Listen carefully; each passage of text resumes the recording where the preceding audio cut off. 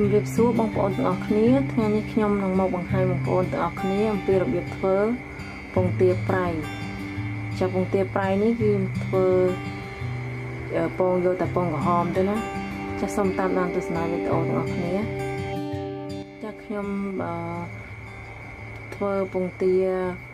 ប្រៃនេះខ្ញុំយកតែពងក្រហមអញ្ចឹងខ្ញុំប្រើពងទាចំនួន7គ្រាប់ចាចំពោះបងប្អូនចង់ធ្វើច្រើនជាងហ្នឹងក៏បានដែរតែនេះធ្វើត្រឹមតែ7គ្រាប់ចាអញ្ចឹងចំពោះពងទាផងដែរគឺយើងត្រូវលាងទឹកសម្អាតវាឲ្យបានស្អាតហើយជូតវាឲ្យស្ងួតបន្ទាប់មកប្រើទឹកខ្មេះចាទឹកខ្មេះនេះដើម្បីយកមកត្រាំពងទា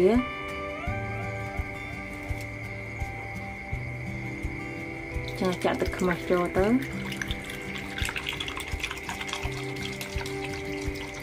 ចាក់ទឹកខ្មេះហ្នឹងឲ្យវាលិចពងហ្នឹងគឺត្រូវប្រើទឹកខ្មេះច្រើន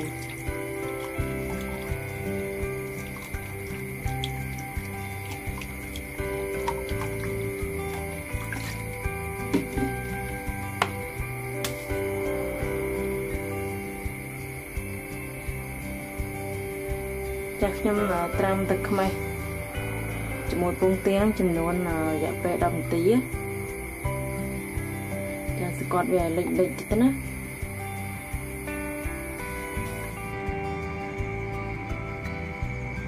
ចានេះសបកពងទាហ្នឹងវាចាប់ផ្ដើមធ្វើប្រតិកម្មជាមួយនឹងទឹកខ្មេះចាឡើងពពុះហើយវានឹងដាច់សបកពងទាហ្នឹងវាសបកពងទាវាស្ដើង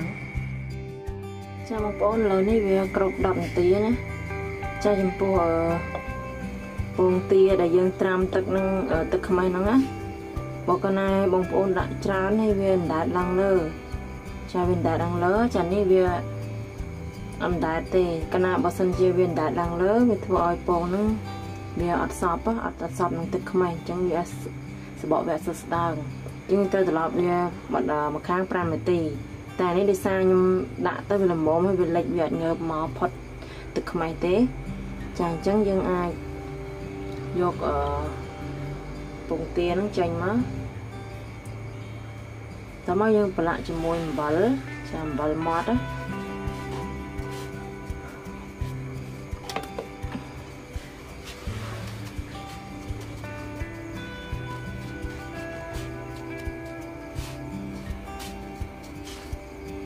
ប្រឡាក់ច្រើនមកតើមកយើងយកកូនកតងមកដាក់អំបិលអញ្ចឹងណាចារៀបពីអញ្ចឹងតើពីយើងប្រឡាក់អំបិលវារួចណាចាអញ្ចឹងអំបិលដែលសល់នេះយករយពីលើវាណាព្រោះខាងលើនេះវាសល់មានអំបិល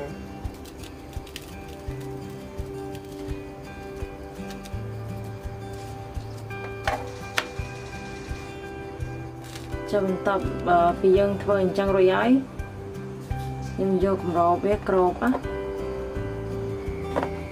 វាទុករយៈពេល1សប្តាហ៍គឺ7ថ្ងៃណាចាបងប្អូននេះពងទាដែលខ្ញុំធ្វើទុកអស់រយៈពេល7ថ្ងៃណានេះត្រាំអំបិល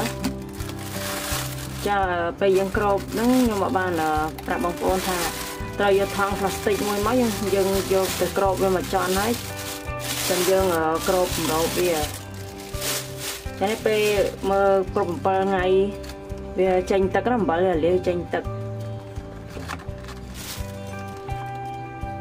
ចាបន្ទាប់មកយើងគោះយកតែពងក្រហមទៅណានេះគោះយកតែពងក្រហមទៅណា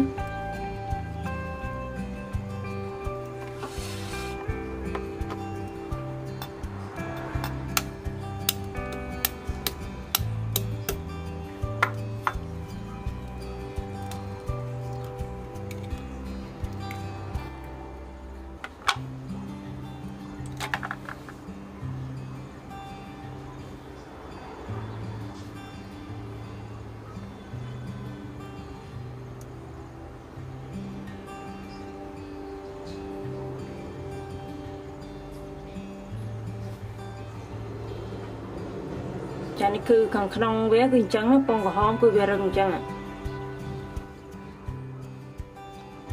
ចាឥឡូវខ្ញុំសុំពេលគោះយកវាឲ្យអស់សិនណាចាបងប្អូននេះពងក្រហមដែលខ្ញុំយកអសចេញសតែក្រហមចាឥឡូវខ្ញុំនឹងយកវាទៅលាងទឹកឲ្យស្អាតចាំខ្ញុំមកបង្ហាញបងប្អូនម្ដងទៀតចាបងប្អូននេះរៀបរយហើយ